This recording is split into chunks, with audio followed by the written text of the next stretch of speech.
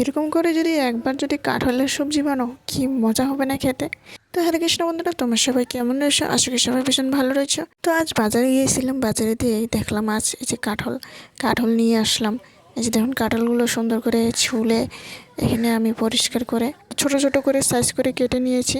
এদিকে দেখুন কড়াইয়ের মধ্যে একটু জল বসিয়ে দিয়েছি, হলুদ লবণ দিয়ে সুন্দর করে আমরা কাঁঠালগুলো আগে ভাপাইয়া নিয়ে ফেলাই দিব, একটু আধা সিদ্ধ মতন করে নিব। 5-6 মিনিট মতো সিদ্ধ করে নেব। তারপর এদিকে দেখুন কাঁঠালগুলো সব জলগুলো ফেলে দিয়ে এখানে রেখে দিলাম। তো তারপরে আমরা এখানে মশলাটি আগে পেস্ট করে নিব। এখানে আমি লাল লঙ্কা আর জিরা, তারপর আদা নিয়েছিলাম। আদাগুলো সুন্দর করে আমরা দিয়ে পেস্ট বানিয়ে নিব। এদিকে দেখুন আলুটাই প্রথমে তেলের মধ্যে পাঁচফোড়ন দিলাম, তেজপাতা দিলাম, আলুগুলো একটু বড় বড় সাইজে কেটে নিয়েছি। একটু ভাজা ভাজা হয়ে যাওয়ার পর তারপর আমরা মশলাগুলো দিয়ে দিব। একটু বেশি করে দিতে হবে, কারণ কাঁঠালের সবজিটি একটু ভালো ভালো করে একটু মশলা বেশি বেশি করে না হলে মানে ভালো লাগে না।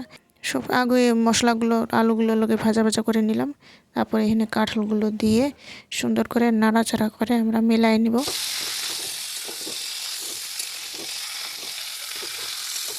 মশলাগুলো সবজির লগে মিলে যাওয়ার পর তারপর এখানে টমেটো কিছু একটা কেটে রেখেছিলাম, টমেটোগুলো দিয়ে সুন্দর করে নাড়াচাড়া করে একটু পরে জল গরম করে দিয়ে দিলাম আমি। তো এই এক সাইডে আমি এদিকে জল গরম করে বসায় রাখছিলাম। তো এদিকে আমি জল গরম দিয়ে সুন্দর করে 5-6 মিনিট ঢাকনা দিয়ে রেখে দেবো, কারণ কাঁঠালগুলো কতগুলো সহজে সিদ্ধ হয় না। তো এই দেখুন একটু পরে এই যে আদা হয়ে যাওয়ার পর তারপর এখানে মশলা দিয়ে দিব। একটু ওই যে গরম মশলা দিয়েছি, দিয়ে সুন্দর একটা সেন্ট হয় গরম মশলার। স্বাদ মতো চিনি দিয়ে তারপরে নড়াচড়া করে সবজিটি আমরা নামাই নিব।